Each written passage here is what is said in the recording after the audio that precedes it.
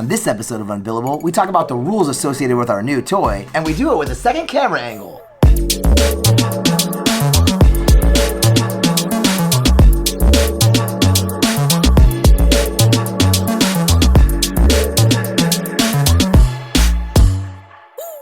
I decided to buy a toy. It's called like a Mavic Mini or something. It's not just a brown cardboard box. I guess I should be a little careful with it. Oh, it's upside down. This is the Mavic Mini Everyday Fly Cam Fly More Combo.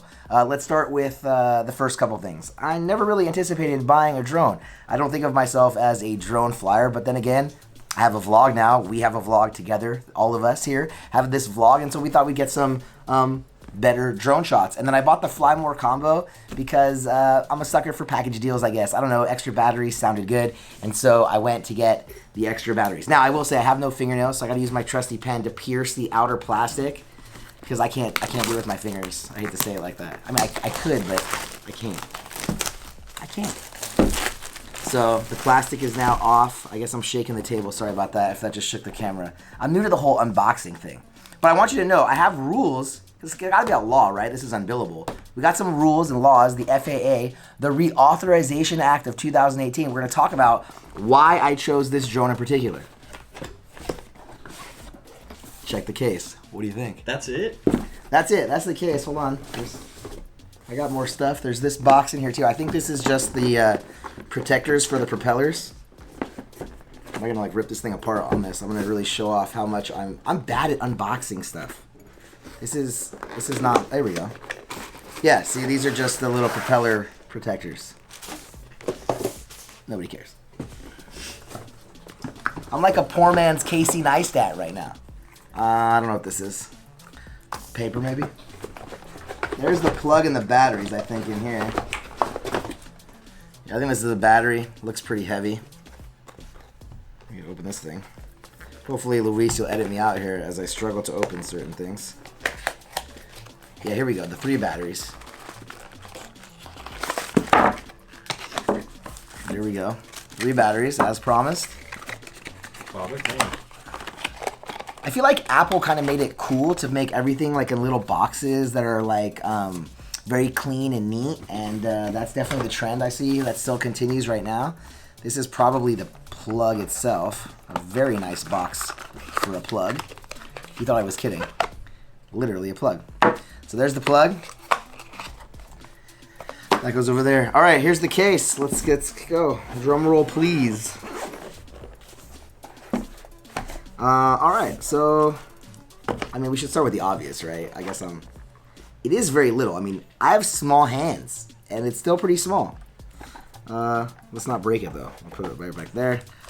All right, I don't know what this is. Oh, this looks like the charging for the batteries.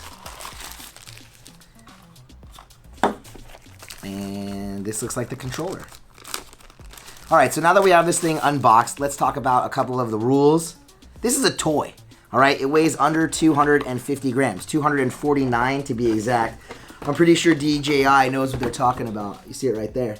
They did that on purpose. Under 250 grams makes it a toy, and when you're a toy, you don't have to follow all the same strict rules. Like the main one being, it seems like, at least right now, you don't have to register the drone with the FAA. Now remember, back in 2018, they sort of updated, I don't want to say sort of, they updated the laws to try to cover drones. Some people think they did a good job. A lot of people think they didn't. The point was they set this 250 grand limit for a toy, and then companies like DJI obviously set it as a target, and now have this at 249. So one of the main things I think you should always consider when you fly your drone is you have to keep it under 400 feet. So 400 feet is the ceiling for flying your recreational drone. That's what this is. We're doing this just for fun. Ooh, extra propellers. That's cool. And so under 400 feet, that's the rule. Now 400 feet probably doesn't sound like very much. At least to me at first it didn't sound like very much. But that's 133 yards. So it's like more than a football field, like a football field and a third to get exact. And like a 3-story building is I think about 45 feet. They do about 15 feet per story. So a 3-story building being 45 feet, we're talking about, I don't know, maybe like 20 stories, 25 stories. I'm not good at math. I'm a lawyer. Anyway, so the point being there's a 400-foot ceiling to where you can fly. I think that Luis and I will be fine. Right, Luis? Yep. So I think we'll be good with that.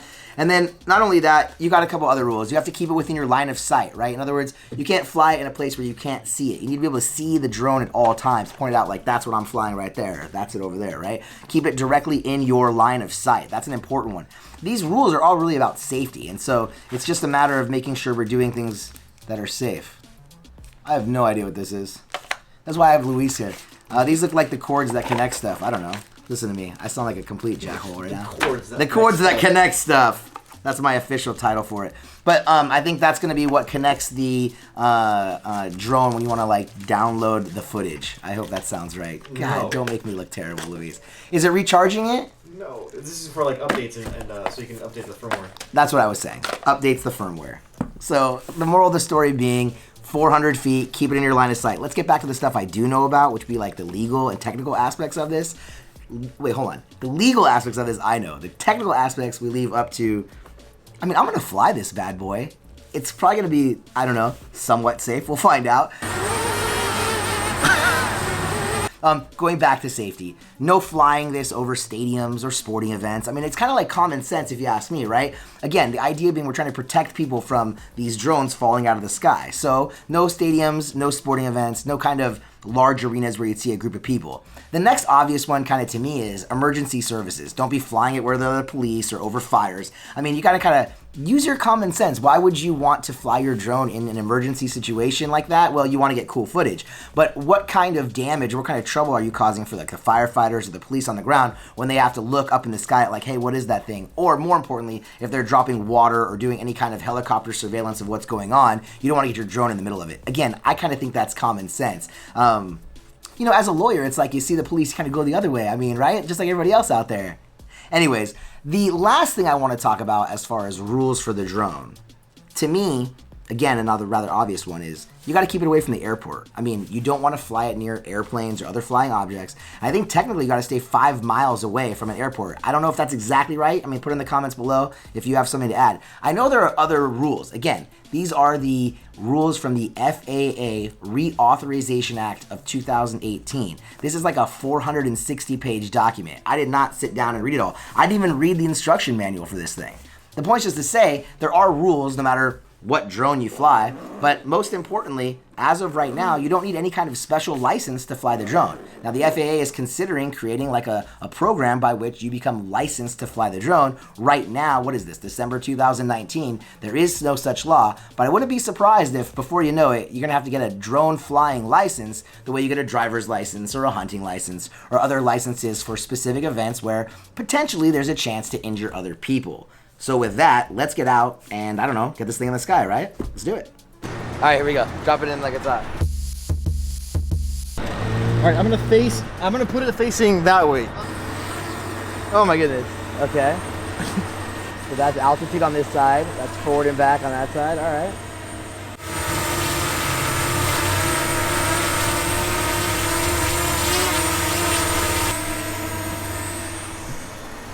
All right, let's go.